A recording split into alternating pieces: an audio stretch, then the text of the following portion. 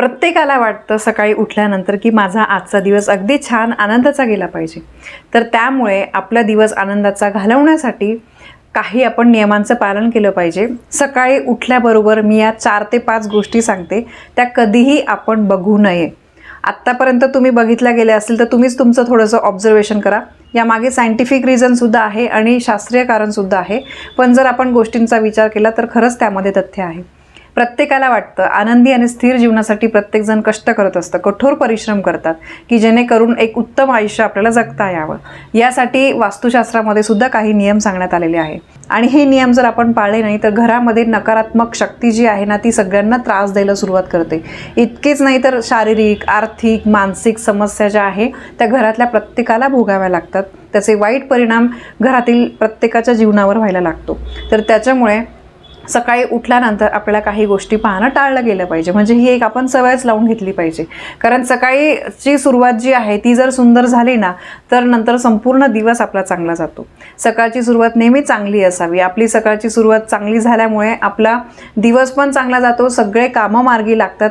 या उलट समजा जर आपण सकाळची सुरुवात आपली वाईट झाली ना मग पूर्ण दिवस आपला अगदी व्यर्थ जातो। मग आपल्यालाच असं वाटतं की कुठून आजचा दिवस आला। तर त्यामुळे आपण सुद्धा काही शुभ गोष्टी केल्या पाहिजे, काही चुका टाळल्या गेल्या पाहिजे। म्हणून मी तुम्हाला आजच्या या व्हिडिओमध्ये काही गोष्टी सांगणार आहे की त्या पाहिल्यामुळे आपला दिवस जो आहे तो खराब जातो कुठेतरी। तर सगळ्यात महत्त्वाचं म्हणजे बंद पडलेलं घड्याळ। मी बघा नवरात्र दिवाळीच्या वेळेस तुमच्यासोबत व्हिडिओ शेअर केले होते की दिवाळी येण्याआधी या वस्तू बाहेर काढा किंवा नवरात्रीच्या आधी या वस्तू बाहेर काढा। काही लोकांना या गोष्टी पटतात सुद्धा, खूप छान छान मस्त मस्त कमेंट आलेली आहे, वाचून खूप आनंद होतो। पण काही लोकांना नाही पटत। पण बघा मी तुम्हाला सांगितलं होतं की तुम्ही कधी पण बंद पडलेलं घड्याळ घरामध्ये ठेवल्यामुळे आपल्या आयुष्यावर, आपल्या प्रगतीवर त्याचा वाईट परिणाम होत असतो। सकाळी उठल्याबरोबर कधी पण तुम्ही बंद घड्याळाकडे बघू नका। बंद घड्याळाकडे जर तुम्ही बघितलं तर तुमचा दिवस चांगला जात नाही, तुमचे कामं जे आहे ते मार्गी लागत नाही। आणि वास्तुशास्त्रामध्ये सुद्धा बंद घड्याळ घरामध्ये ठेवूच नाही असं सांगितलं आहे। एक तर ते बंद घड्याळ घरामध्ये ठेवणं अशुभ मानलं जातं आणि जर बंद पडलेलं घड्याळ घरामध्ये ठेवलं तर सकारात्मक ऊर्जेचा स्तर जो आहे तो घटतो, म्हणजे सकारात्मक ऊर्जा जी आहे ती कमी कमी व्हायला जाते, परिणामी नकारात्मक ऊर्जा वाढायला लागते। आणि मग घरामध्ये जर निगेटिव्हिटी वाढली तर सगळा वाईट त्याचा परिणाम आपल्या आयुष्यावर होतो। बघा घड्याळ भरपूर असतात घरामध्ये, जेवढे रूम तेवढे घड्याळ असतात, त्यात प्लस बघा काही हातावरचे घड्याळ, काही ते छोटे अलार्म क्लॉक वगैरे असतं आणि आपण काय करतो हाऊस म्हणून घेत जातो। तर बघा तुम्हाला वापरायचं नसेल, चांगल्या स्थितीत असतील, समजा रिपेअर होण्यासारखे असतील तर तुम्ही एकतर रिपेअर करून स्वतः वापरा किंवा तुम्हाला वापरायचं नसेल तर कोणाला तरी गरजूंना द्या। आपल्या घरामध्ये बघा आपल्याला मदत करणाऱ्या मावशी वगैरे येतात किंवा कोणी असेल अजून तुमच्या इथे, तर त्यांना तुम्ही द्या, सांगा की हे घड्याळ चांगलं आहे, सध्या बंद आहे पण तुम्ही सेल वगैरे टाकून रिपेअर करून वापरू शकता। फक्त एवढंच करायचं आहे। बघा गोष्ट एवढीशी आहे पण त्यामागे ना आपण जर या गोष्टीकडे दुर्लक्ष केलं तर त्याचा वाईट परिणाम खूप मोठा आहे, म्हणून नक्की लक्षात ठेवा। यानंतर बघा सकाळी उठल्याबरोबर कधी पण आरशात बघू नये। आणि मुळात आपण असं जेव्हा झोपतो ना तर उठल्या म्हणजे आपण अगदी पांघरुणातून उठलो आणि समोरच आरसा आहे, उठल्याबरोबर कधी पण आरशामध्ये पाहू नये आणि उठल्याबरोबर आरसा दिसेल अशा स्थितीत आपण झोपूच नये। वास्तुशास्त्रानुसार सकाळी उठल्याबरोबर आरशात पाहणं हे अतिशय अशुभ मानलं गेलेलं आहे। सकाळी उठल्याबरोबर आरशाकडे बघितल्यामुळे संपूर्ण दिवस खराब जातो, कामे मार्गी लागत नाही। कारण आपण जेव्हा रात्री झोपतो ना तर नकारात्मक ऊर्जा आपल्या शरीरामध्ये प्रवेश करते।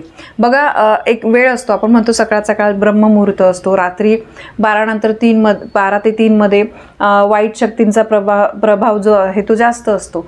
तर आपण जेव्हा झोपतो तर तेव्हा आपल्या आजूबाजूच्या वातावरणाचा आपल्यावर परिणाम होत असतो।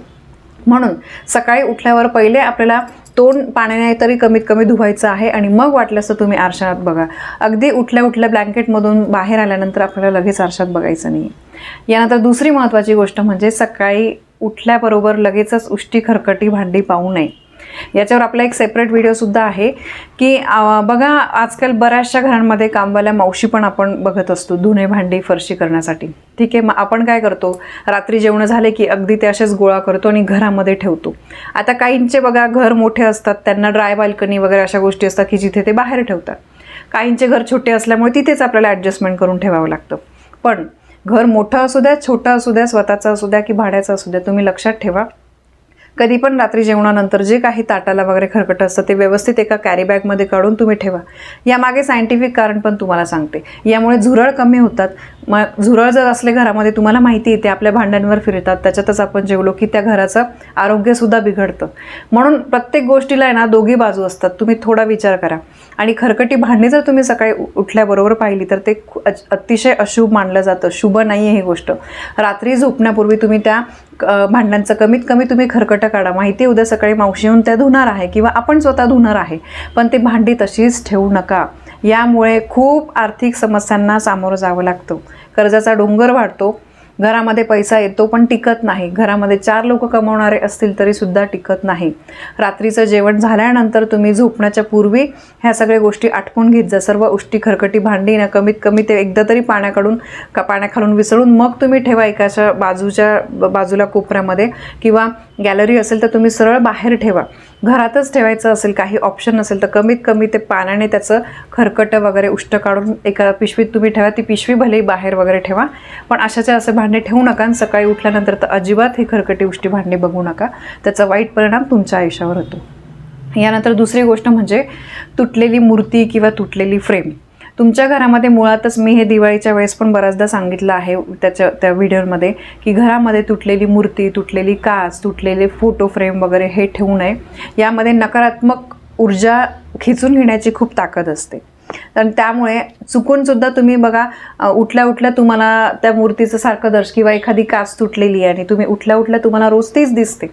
तुम्ही म्हणता रिपेअर करू, आत्ता करू, तेव्हा करू, जाऊ द्या, नाहीच करायची, अशीच राहिली तर काय होईल, असं आपण करतो, कंटाळा करतो. पण असं करू नका. तुम्हाला ते नाही वापरायचं, रिपेअर करायचं असेल रिपेअर करून घ्या.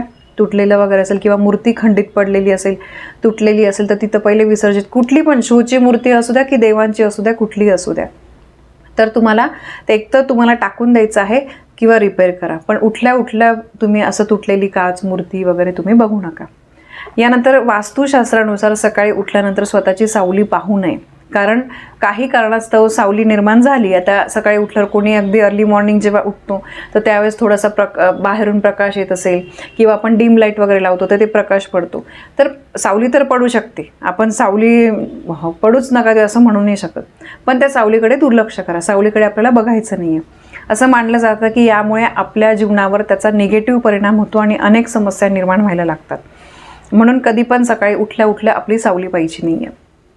तर या गोष्टी बघा, तुम्हाला पटल्या तर नक्की या फॉलो करा. त्याचा तुमच्या आयुष्यावर चांगलाच परिणाम होणार आहे.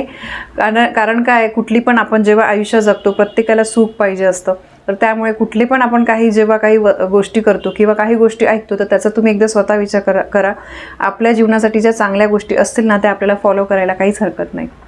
तर बघा, ही अत्यंत महत्त्वाची माहिती मला तुमच्यापर्यंत पोहोचवायची होती. माहिती आवडली असेल तर व्हिडिओला लाईक करा, शेअर करा. आपल्या चॅनलवर नवीन असाल तर सबस्क्राईब नक्की करा.